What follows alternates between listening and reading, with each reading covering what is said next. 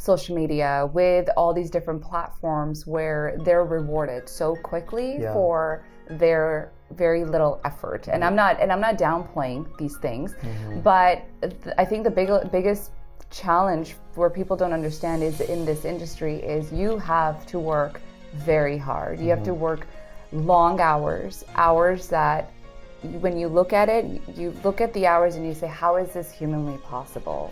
But you do it. You do it because you're so passionate. And the ones who are really, really committed to it because they understand their own purpose within that industry are the ones that somehow miraculously find the energy to go forward.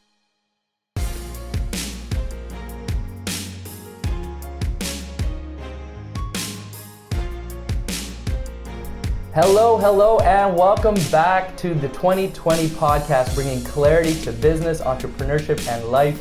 I am your host, Dr. Harbir Sayan. We took a little break during the winter holidays, and we are back. This is our very first episode of the year 2020. And of course, being an eye nerd, this is super exciting for me as an optometrist. We are always trying to get people to see 2020, and now everybody can see 2020.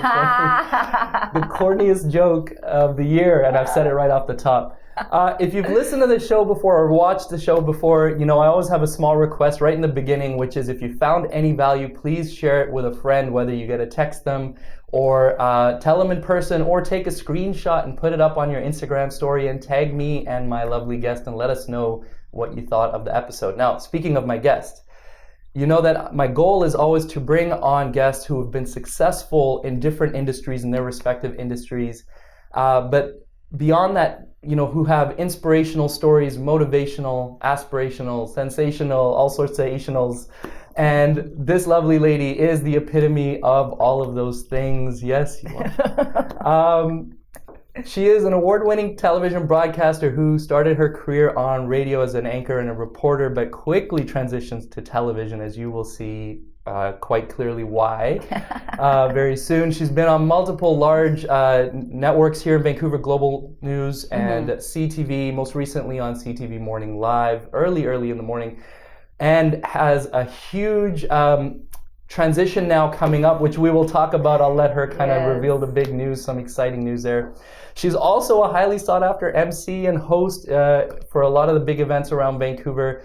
She is truly kind, humble, genuine, and super fashionable if you've seen her online. Not right now. Not why. You look great. It's too early. Great. Please welcome my lovely friend, Sonia Beeksma. Thank you so much for doing this. Wow, quite the intro. I love it. Well, thank you. Well deserved. I should jack up my rates for my MC host now. You should, yeah. Go show them this little clip beforehand. Like, look what he said about me. Sought after. You are, aren't you? I would think so. The events that you do, I would imagine not everybody gets to Yeah, you know what? I events. actually host events that are mainly charity related now, or like nonprofit organizations. So That's awesome. I actually don't charge for those because that's my way of giving my time. That's fantastic. And just giving, whatever I can give back in that way. So no, I'm just kidding. I don't. But now watch everybody like, she doesn't charge. Let's get her to. Yeah, no, well, you're going to be even more her. sought after. You're already highly sought after. No, but really, thank you for that intro. That's my very pleasure. sweet. Thank you so much for doing this because you do have so much. Like, everybody will say that they're busy and they got lots going. You really do have a lot going on right now. Yeah, but I don't like the word busy. We're all busy, right? That's a good Like point. life is supposed to be full. Yeah. So my life is full. I like that. And that's a really good place to be at. That's awesome. Yeah. Good. Well, full, busy, lots going on, however you phrase it. I really appreciate you being here because I know you have a lot to do. Yeah. I like to start with kind of a little bit of a backstory where you grew up and how you got into doing what you're doing now, and we'll kind of go from there. So tell us where you were born, maybe where you were raised. And Wow. Okay, so I'll keep this short. Yeah, because it's a long story. Because it's a long story. But I was born in New Delhi, right, Faridabad, and my dad has always been a huge entrepreneur. So when I was born, my dad actually started the first paper mill in Iran. No way. And he lived in one of Shah's corridors, and I didn't know my dad for the first 4 years of my life because he was always in Iran. So I used to call him uncle. But it's really interesting. But and they always say, right, like the first 5 years of a kid's life are crucial, and you're like, well, not in this case, right? Like those studies are always a little bit confusing. But anyways, my dad and I are so close. That's awesome. And so when he eventually moved back because of the second Gulf War, he had to flee. And but he always had this desire to move his family somewhere better, somewhere, not that India is not a great place to live, but I think you and I both understand when I say just a better life for the kids, more opportunities, right? Yeah. And so that was always his desire. So we moved to Canada. Well, my brother moved, and we all moved eventually in 91. I was only 8 years old, so I had no idea what was going on. But that's kind of where our journey started, as becoming Canadian citizens and sort of really embarking on a whole new path. Yeah. I didn't speak a word of English. Really? My parents, although I went to like a really awesome private school in India where they claimed that they're teaching English, but we didn't, right? It wasn't a huge effort. So I came here not really speaking a word of English, and my parents put me in a all private school. Wow. An all English private school, and there were really no ESL students in that school, and I hated them for that. Oh, wow. But now I'm so thankful, because that really pushed me to learn the language just right off the bat. Yeah. So a lot of people say, "Oh, you don't even have an accent," and I'm like, "Well, A, I was young when I moved, and B, when I get tired, you can hear it."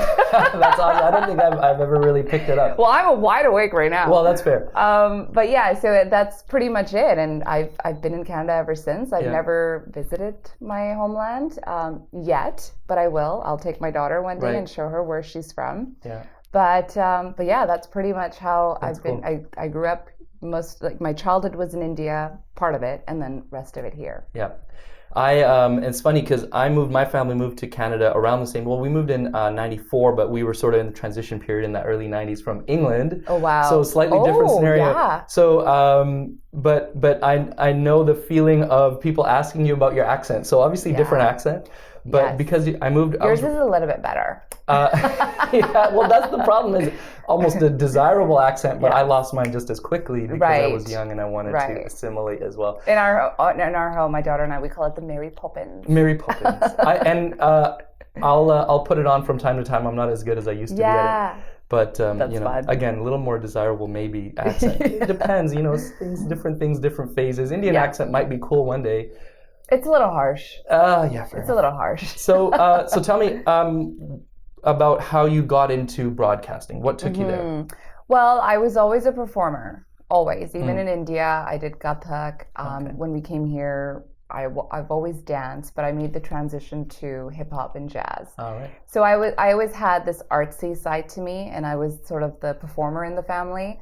But when I graduated and I started college, I actually was about 20 when I decided I wanted to get married.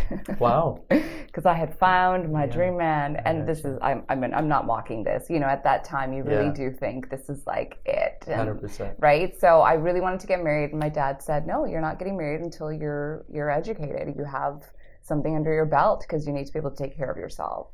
So I went on to become a medical lab technician, and I got married at 21. Wow. And so that was pretty much that journey. But I've always been very ambitious, very, very driven and ambitious. And I knew that even though I was on this medical lab technologist path, that wasn't it. I see. I knew it was just sort of to please my dad. And soon, and even during those times, I was acting, I was doing commercials, modeling, doing all kinds of fun stuff. Yeah. And to be honest, that, I don't have this, a lot of people think, some broadcasters have this story, right, where they're like, I used to stand with a mic and I used to deliver the news. I don't have that. To be honest, it really just sort of, I kind of fell into it. And someone said, "You know what, you'd be a great broadcaster. You're so confident, you're so this, blah, blah." And I was like, okay, I'm just going to look into this. And I looked into the program, BCIT, and at the time, there was another school, community college, that was offering an intense, it was a private college that was offering intense broadcasting program. So I just signed up for it. I'm like, let's just see what happens. Give it a shot. And honestly, rest is history. Sometimes we think we need to know our path, but I always feel like there's the big guy up there who's also directing your path and sort of feeding these little images and visions, because at that point you're so young, you have no idea what you want. But I always knew that was something that I was going to fall back into. I just didn't know when and how. Right. And sort of just went, God, whatever way you want this to go down, let's do this. Yeah. And that's really how I fell into it. That's awesome. And it's I think that having that faith is hard for a lot of people. Yeah. Because you kind of just have to trust that your path will be sort of shown to you, or you'll have to kind of know when the opportunity is presenting itself. So the unknown is very scary. Yeah. But the unknown, for me, is very exciting. Yeah. Because if I knew everything, I feel like that'd be very boring. That's true. That's a very good point. And that's a scary step that you made there to go, because it's two completely different paths. Obviously, this sort of path in the medical field. Yeah. And not that you had, obviously you had some background there, you like to perform and that kind of stuff, you were comfortable in that sense, but that's a completely different path for you to take. And how was there any pushback from family and otherwise? Well, not really, because I was married off and they were like, you're not our problem anymore. Classic. Okay, fair enough. Do whatever you want. Fair enough. And it's funny you say that, because when I was a technologist, I was always so intrigued by the heart. So my thought was like, you know what, I think I'm going to go back and I'm going to become a cardiologist. Oh, wow. And so that was kind of like my intellectual part of me going, I want more schooling. I want to learn more about the heart. I want to save lives. But then the artsy part of me was going, you are going to be so bored by the time you're 30. This is not going to be fulfilling. Right. So it was one of those things that I was really torn, between those two. But when the whole broadcasting schooling started, it was one of those moments like where when I sat in that chair for the first time and pretended I was doing my own radio show, I went, like something just clicked. That's awesome. And I went, that's so cool. I think I know what I'm supposed to be doing now. Not like the full picture, right? But I was like, this is cool. Telling stories and telling other people's stories is fascinating. Yeah.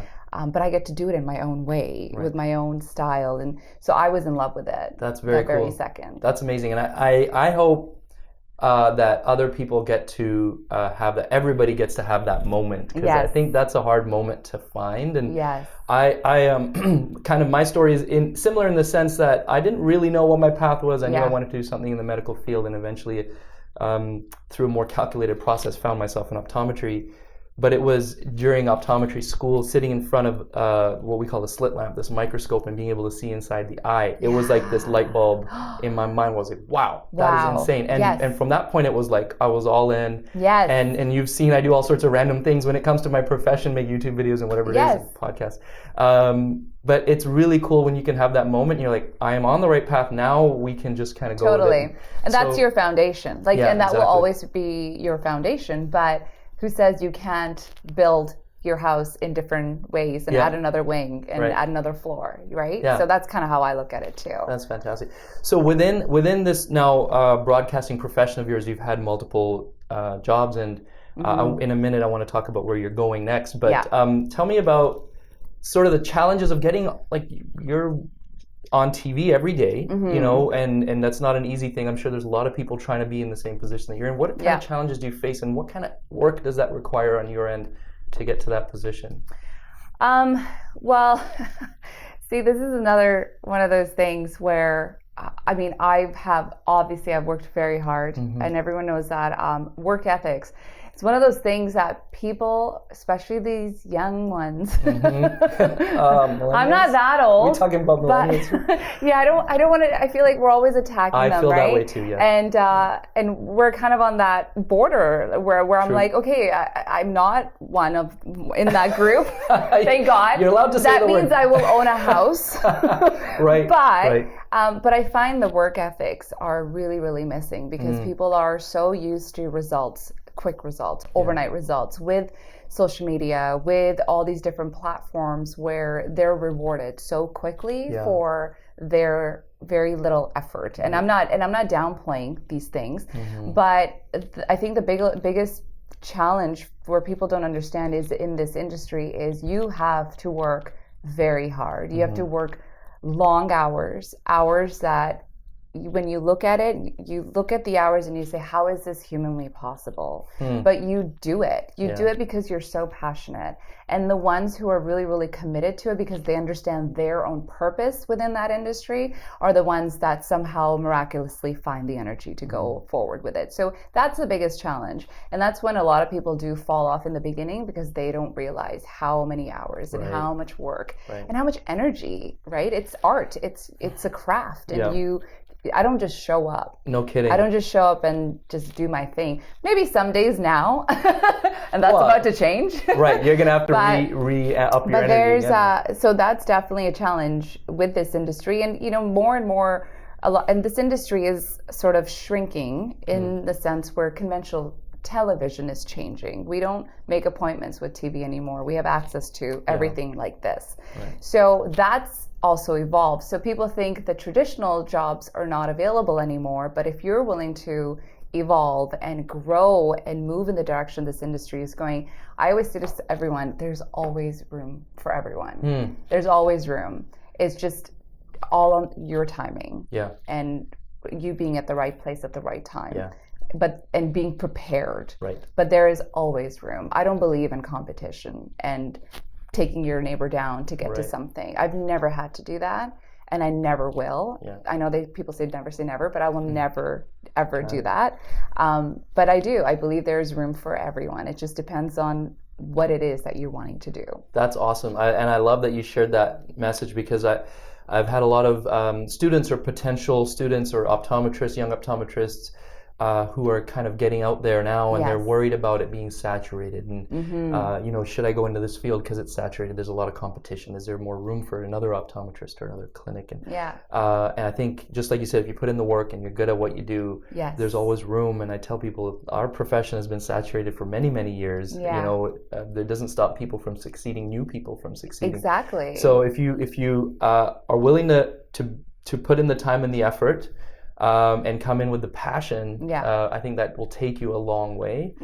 And the energy, man, that is so important. And I'm learning this from doing just this little podcast, like how you got to be like 10 times your normal energy for you to come across as your average level of energy through the camera. And you got to do that at like what time in the morning? 5 in the morning. 5 in the morning is when you start on camera. Well, 5:30 in the morning. But yes, 5:30. But I say 5 because mentally I have to be ready to go half an hour before. Right. I don't leave it till last minute. Like I'm pumping myself up. I'm doing vocal exercises. Cool. I'm waking myself up. So by the time the viewers tune in, we're ready to go. I'm not just waking up with them. So, exactly. You have to be wide awake so then you can help us wake up. Exactly. So tell me about your morning routine. Like if you could give us a few tips of how you could get up early. Now, I'm not, you told me just yesterday, I think you're a morning person. I am so that helps. That helps. Now, I'm not a morning person, but I had tried for a long time to get up early, go to the gym at 5 a.m. and do whatever I can do to get. Good for you. Thank you. Now, since our second baby was born, I'm not so good at that, but. That might be a problem. Yeah, it's a little bit different. But if you can give the average person here who's trying to get up a little earlier and trying to be a little more energetic in the morning, what do you do that helps? Well, first of all, you have to understand and train yourself to understand that mornings are, I call them the magic hour. It's before the rest of the world is awake. Right. And it's your one opportunity before you just dive into the day to sort of say, okay, what are my intentions for today? What I didn't accomplish yesterday, I get to it's like a restart button. So I find that very exciting every single day where I'm like, okay, how am I going to make this day count? How am I going to make this day a little bit better than yesterday? What am I going to do that I had on my list yesterday? Not things to do, but it's just things that I had intentions for. And how can I get that done today? It's not so much of like a pressure, but I always say, like, I love Mondays. People are always like, oh, it's Monday. That's awesome. Case of the Monday. I'm like, are you kidding me? It's a whole new week. Like, we get to do so much this week. Like, Mondays are awesome. That's great. It means routine. Like, I am a routine person. I don't like just lounging around and doing nothing. And sometimes I may need that. My friends say, maybe you should try that one day. Right. Because I'm always just like trying to do I just don't like wasting time. Do you know what I mean? Time is so precious, and now that you probably get this now that we have children, it becomes even more precious because they're growing up so fast right before our eyes. So I just find the morning, I get excited when I get up because I'm like, okay, for me it's also I'm a person of faith, so to me it's like, okay, God, what are we going to do today? That's awesome. How are you going to amaze me today? That's cool. So I always wake up. I mean, don't get me wrong. When my alarm goes at 3:15 sometimes, there are some days where I'm like, I won't swear, but I'm like, are you kidding me right now? I have to do this again right now. Are you kidding me? But on most days, I wake up with excitement. But that is when my alarm goes. That's crazy. And to be honest, I'm a coffee person.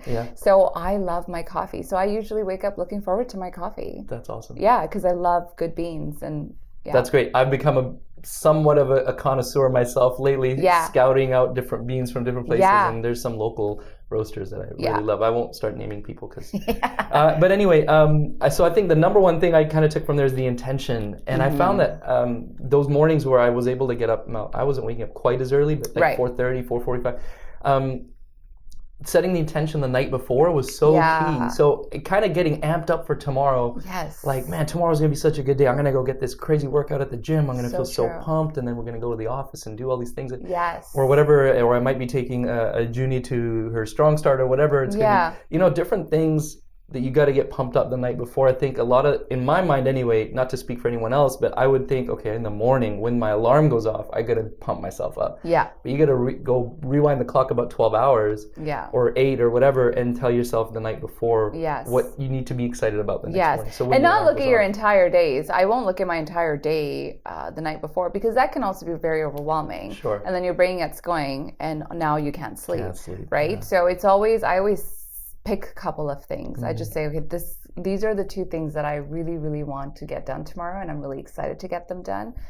And I don't know, like when I wake up, to be honest, and this is something I've been doing for a very long time, but the second I open my eyes, I just thank God for the day. And right there, I just feel like I take a deep breath and I don't just like jump. I never just jump out of bed. Never. So I take my time. I give myself at least 2-3 minutes. But the people are like, don't you just fall back asleep? I just said, don't close your eyes. Whatever you do, just open your eyes. Don't close them again. And then I'm just, honestly, and I'm up and I'm ready to go. That's awesome. That gratitude piece is so key. I think so if you ever hear highly successful people speak about it, there's a guy named Dean Graziosi, if you've ever heard of him before, highly successful now motivational speaker. He always says it first thing in the morning, the second you open your eyes, be grateful. Because you get to open your eyes for one more day. Right, we have the saying, I had got to open 2 gifts this morning. So true. With my eyes. And we take our life so for granted, like we take it for granted, really, that we get to do life every day. That's true. And be so rich in so many ways. So I never forget that. That's awesome. Now, speaking of things to be grateful for and excited about, you have these big changes coming up. You're leaving town in a few days. I know. Tell us what's going on. Super excited. I know. I'm going, what have I done? I know. My last day with CTV Morning Live was yesterday, which was such an emotional day. And, and I said it on air, the reason it was so emotional is because we have such a beautiful team there. Like we've all worked so hard to create this awesome show that people tune into and they welcome us in their homes, which is, you forget that, right? Like you're in people's bedrooms and their living rooms and having coffee with them. And so they feel like they really, really know you. And we share a lot of personal things in our lives. So they kind of do know you. Yeah, that's true. So, and I've never taken that for granted. And so it was a very emotional day for me yesterday. And because of the team that I'm leaving. But I always said to myself that I would never leave this team unless I knew I was going into something that was just beyond me. Right. And it was part of the big plan and the big picture. So, but yes, I'm moving to Toronto. Amazing. Way colder.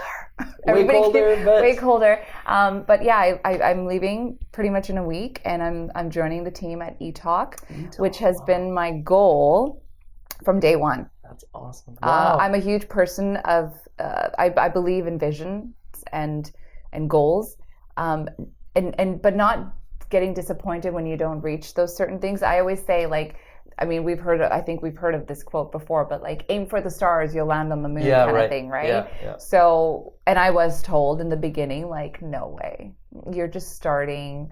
You'll be too old by the time you're experienced enough, and this and this and that, a lot of negative. And that's another thing, you know, when you set your vision and you set your goals, be careful who you share them with, right? Don't cast your pearls amongst swines, I always say. Like, you have to protect your vision and only share it with those who really believe in you, your tribe, and people who, I always say, like, have people and your friends who believe in your future, and not people who keep reminding you of your past, you know? And so that's a really important thing. So I never really shared that with too many people, but in the beginning you get excited. You're like, this is what I'm going to do. And right off the bat, these negative intentions were spoken, and I had to just bring them down. I said, no, I'm not going to receive that. I know what I want to do. So it's like I've made this whole circle. It's like it's honestly like a 360, because I started as an intern at eTalk. When I graduated from broadcasting, I went to Toronto for 6 months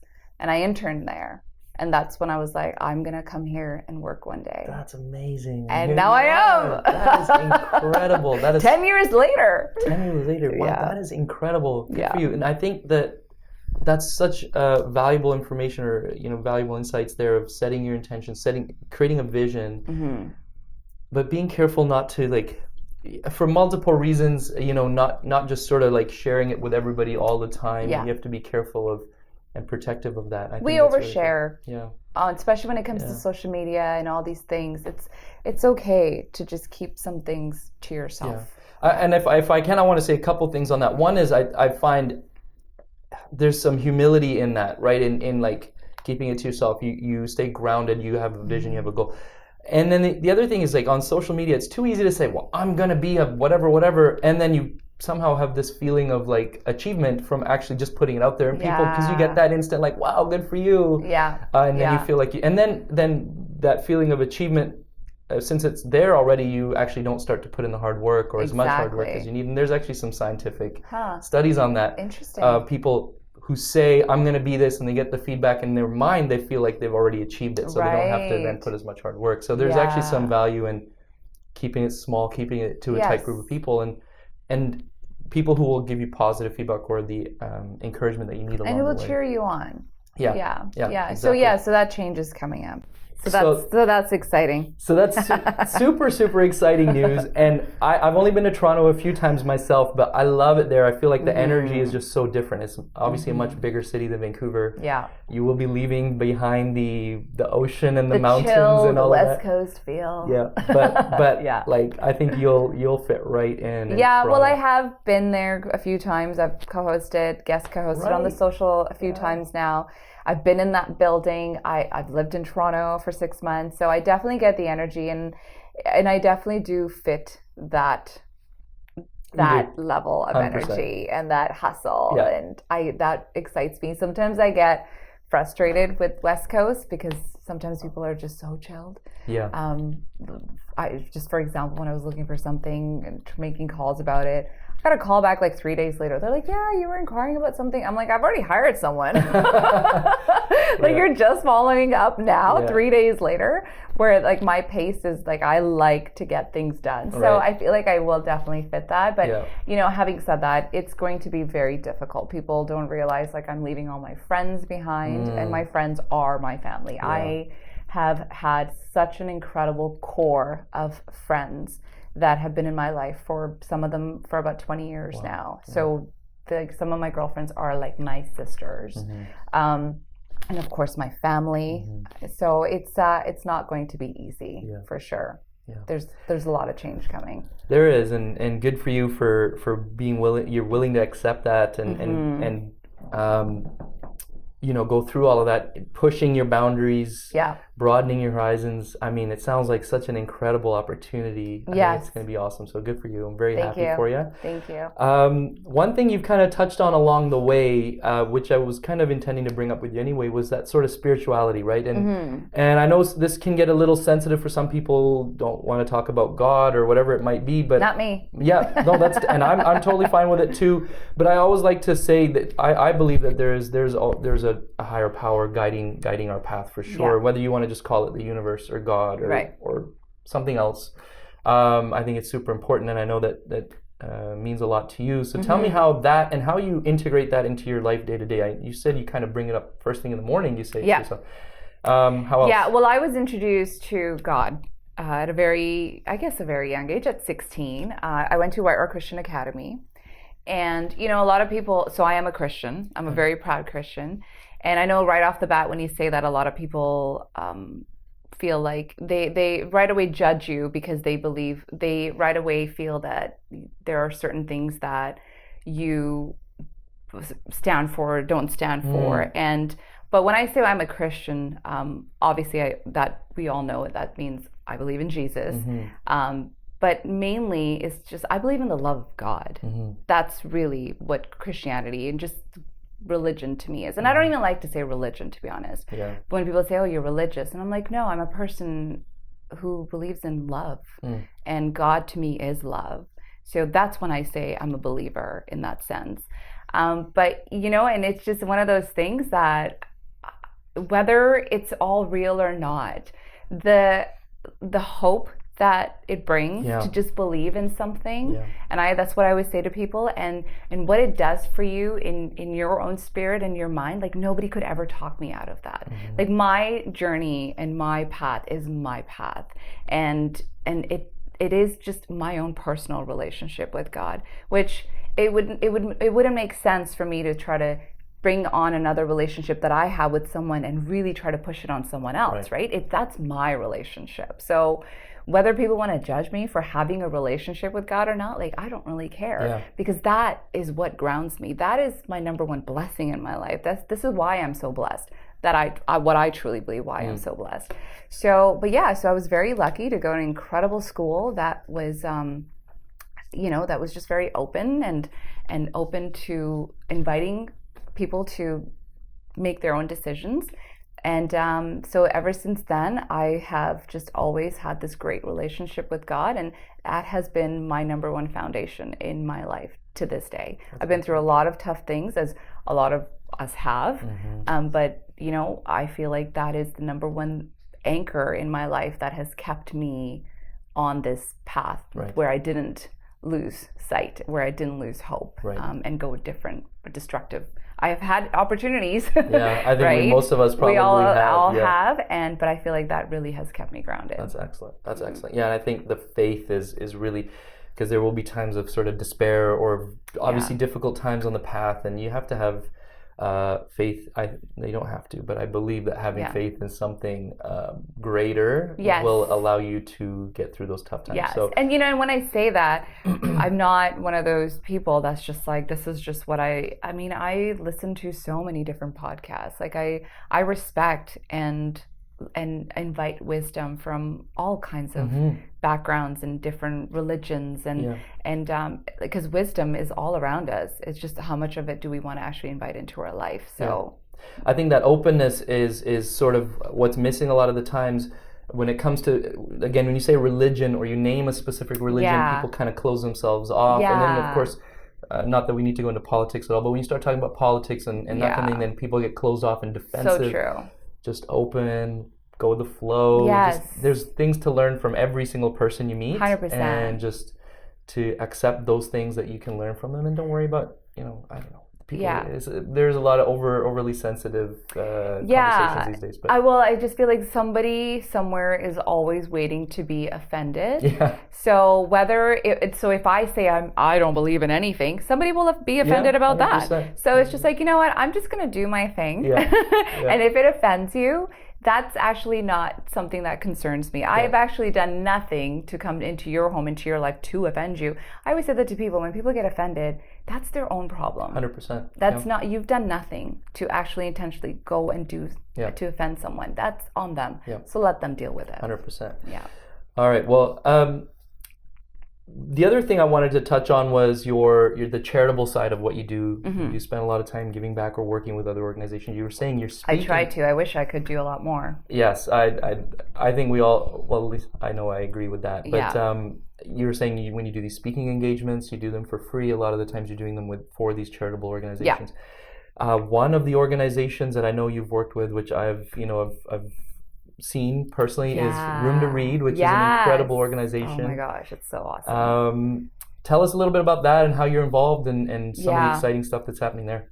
Room to Read is an amazing nonprofit organization, and I don't even say it's a charity because they don't do charity work. Like they go in and build a structure that's going to last a lifetime. Where charity is just like, you give a little bit and just do your good deed sort of thing. But they really build to last. It's one of those, it's like a gift that keeps on giving. Yeah, no doubt. And I strongly believe in young girls being educated in a lot of these developing countries where young women and young girls are neglected. We come from a country where very few women are presented with opportunities. Thank God that's changing, but it's not changing fast enough. And the more women we have that are not educated in our future, I worry about a future like that, right? Because women are incredible beings and they can do a lot. And especially when they're given books and education, I mean, watch out, right? So Room to Read. It's remarkable that we've gotten to this point without that, to be honest, but it's exciting if you think about the future now. Oh my gosh. With that, so. Yeah, it is really exciting. I'm excited for my daughter and her future in that sense, where there are opportunities that she's going to have and all these young girls. So I was introduced to Room to Read. To be honest, again, I was searching in that sense where I was thinking about, I had just left Children's Wish Foundation, another organization I was part of because I was with Global News at the time. And, but I like to think like that was a legacy I left because I was with Children's Wish and then Global became a sponsor, and when I left Global, they kind of stayed on. Of course, as they should, right? It's huge media exposure and partnership and sponsorship, but I could no longer really be a part of it because I was with the competitor now. I see. So I was really sad I had to part with them, but then I went, you know what? No, this is great, but now I have an opportunity to be a part of something else. So I really wanted to be a part of an organization that is educating young girls.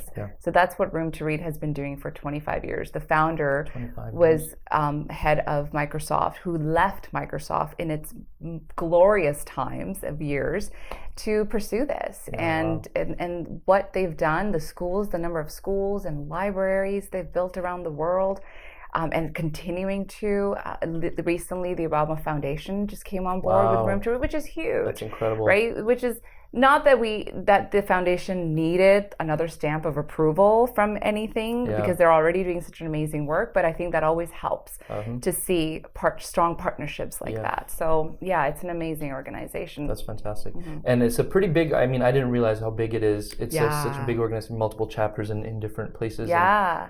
Big names on the board as well, right? So it's a huge amount of support. It's pretty cool to see. And the one thing that really clicked, going back to actually your charity comment earlier, Sharon Davis. Yes, Sharon Davis runs the Vancouver chapter. She's amazing. And one thing, because she has her own philanthropic sort of endeavor, but she's careful to discern between philanthropy and charity. Yes, huge difference. Philanthropy is that sort of long-term building infrastructure, that kind of thing, versus charity is like, here's a quick handout. Both great, but both with a different purpose. Totally. And I think to have a bigger impact, you're looking for philanthropy, 100%. And that's definitely what Room to Read is doing. Yeah. But the thing that really caught my attention, just the timing, right, was when you had introduced it to me was early this year, and I had just gone on my trip to the Middle East. I'd done a trip in Jordan, and they had just sponsored the production of like 600,000 textbooks or something like that for girls in Jordan. That's amazing. And I was like, wow, how crazy that this literally just happened at the same time. Just, one of those things where the universe is like, you should probably look into this foundation. So cool. Yeah.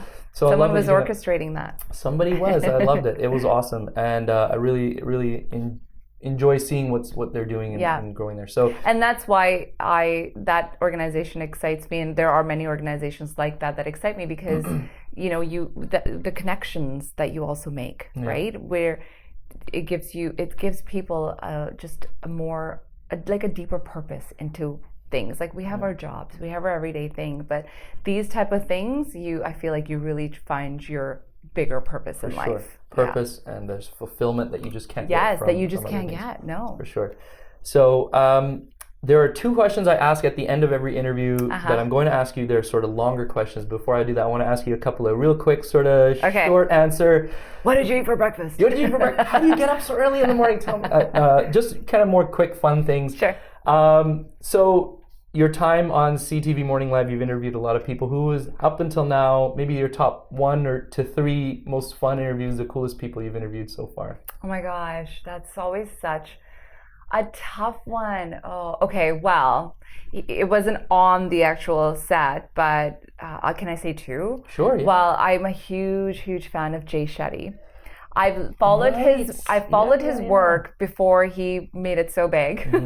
And so that opportunity to talk to somebody who has encouraged you and motivated you without even knowing it, and been part of your own journey for so long, talking to him was so cool. Yeah. It was so cool because, like I said, he's been part of my journey for a really long time, and to sit across from somebody. I mean, I talk to big stars, right? Like I've interviewed a lot of big celebrities, and it's like they're just people. Yeah. Honestly, they're just people. Kind of good to hear. And I always tell people that, like, sure, they make a lot of money, and sure, money is power, whatever way you want to look at it, but they're just regular people as well. But for someone like that was really exciting. And that same week, actually, I had another moment, was Scott Schumann. Scott Schumann is one of the most well-known photographers, street style photographers, who actually is the original street style photographer. He's the first person to ever launch oh my gosh, what's the word that I'm looking for? A blog. Oh, okay. Like a street style blog. There were no bloggers at the time. There were a few. And he is the original. And he started this whole new movement of fashion photography. So I'm a huge, I love fashion. It's a huge part of my life. So that same week I got to meet this man whose books I already had, and it was just so fascinating. That's cool. And then for him to be like, if I had my camera, I would photograph you right now. And I went, that's pretty special. I was like, did we get that on tape? Did somebody record that? Did somebody record this? That's awesome. So that was really cool. And the reason I say that is just those are just my personal people that I really follow and love. So to go further, now you're going on eTalk, and you're going to be probably in the presence of even more celebrities. Yeah. Who would be like the most iconic person you would love to interview? Okay, well, this probably wouldn't happen through eTalk, to be honest with you, which is interesting that you say that. But as I mentioned, the Obama Foundation has just come on with Room to Read. So even though I can't be part of the Vancouver chapter anymore, we're figuring out a way where I can obviously still be on board, and I'm going to be so close to New York. And my goal is to have a sit down with Michelle Obama. Incredible. Yeah. That's incredible. She is such a force. Yeah. I'm almost done reading her book, and her book is pretty much a reflection of what she has already shown to the world. And it's just a deeper look into her life. Yeah. And I already had so much respect for that woman, but reading about her life and the trials and everything that they had to work through, it just she is just a force, and awesome. I can't wait to be in the same room as that force. That's awesome. I love that's not just like, one day I hope I can. It's like a vision, and it's a goal. Yeah. I love that. That's great. Yeah. And I truly hope I'm sure somebody's going to see this and like knock it down, but it's like, I'm at that point now where people knock me down, and I'm just like, keep going. Yeah, keep going. I really look forward to seeing that whenever that does happen, hopefully soon. Yeah. Now, you are an icon in yourself as far as fashion goes. If anybody follows Sonia, we're going to share her social media handles in a bit. But I better clean it up. Please. It's impeccable as it is. Now, tell me, who is your fashion or style icon? Fashion or style icon? Okay, to be honest, I don't have any icons. Inspiration. I love I love Victoria Beckham. Okay. I think she's pretty fascinating. And I really love Blake Lively. She's like, I think that's more just like a girl crush. Got it. Like I've got a huge girl crush on him, like a little huge girl crush. Just call Ryan Reynolds, see if you can coordinate true. some kind of like... To be honest, I don't have any specific names. I forget her name. I can't remember her name right now, but maybe I'll show it to you and you can show it. I forget. Graylin is her name. Anyways, this amazing woman in her 70s. Oh, wow. She's from Montreal. And she is so fierce. And her fashion sense is so incredible. I believe she was a lawyer before she became this fashion icon. That's and awesome. this muse on Instagram. But she's like in her 70s. She's got this silver hair. She's so petite, just so much spunk in her, and I am just fascinated by her. So she's nobody famous, but I just love her boldness and her confidence, especially at the age that she's at. That's an inspiration. For sure. We should seriously show that. She's I think I'll have to put that up there. It's really bad that I don't know her name or her Instagram handle. Yeah, right. At something. Now you're definitely into fitness and staying in shape and that kind of thing. Yes. Quick. What's your favorite workout that you could do kind of on like everybody's got that one, like if you're not having the best day, just want to go do this. It gets you pumped up. It gets 45-minute vinyasa yoga. Okay. Yes. Good. Yeah. So not a weight or cardio exercise, yoga. No. But not to say it's not intense, I'm sure. It's very intense. Yeah. I get very sore when I do it, depending on who your teacher is. I usually go on YouTube. I usually do this girl, Cassandra. She's got awesome 45, 30-minute. But if I'm crunched, like if I don't have too much time, I have to do something physical every day. It has to be 30 to 40 minutes, something that's like me time every day. It'll be weight training for sure, twice a week, but all the other times it's either a walk, but mainly it's yoga. That's awesome. Great. Okay, so the longer form questions, the two final questions that I ask every guest. Number one, if we could step in a time machine and go back in time to whatever point in your life where you could speak to yourself, give yourself some knowledge, some wisdom based on everything that you've experienced so far. Okay. You don't have to necessarily share the exact moment, but is there a point in time where you'd go back and what would you say to yourself at that time? Would I ever go back in time? That's fair. I don't think I would. Okay, let's not go back in time.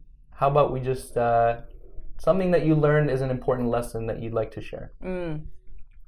I would tell myself, my younger self, to be honest, I'm just going to be honest. I've always been a very confident person.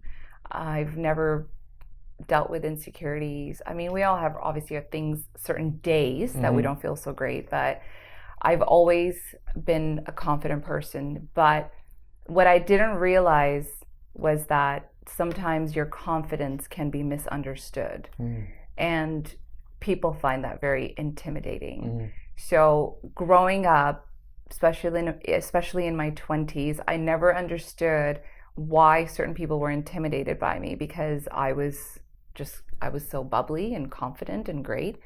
And so there was some backlash from some people in my life through my journey that I never understood at the moment and took it personal, where now I understand it and I again realize it wasn't me, it was their own insecurities. So that is something I would definitely tell my younger self is stay confident. Don't be intimidated by other people's insecurities. That's their own problem. But don't try to change yourself to fit into somebody else's box. Because for a little time, I tried to do that. I tried to bring my confidence down to make other people feel comfortable. And that's something I would go back and say, no, just continue being you because your strength is going to be needed in other areas for people who are feeling weak. Got it. Yeah, I mean, don't dim your own light, right? Exactly. Because that can help actually inspire other people, like you said. Exactly. So that's awesome. The final question is, now everything you've achieved, and especially with this big news that you're moving from... I've achieved nothing yet. All right. See, and I'm going back to the humble comment that I made right off the top.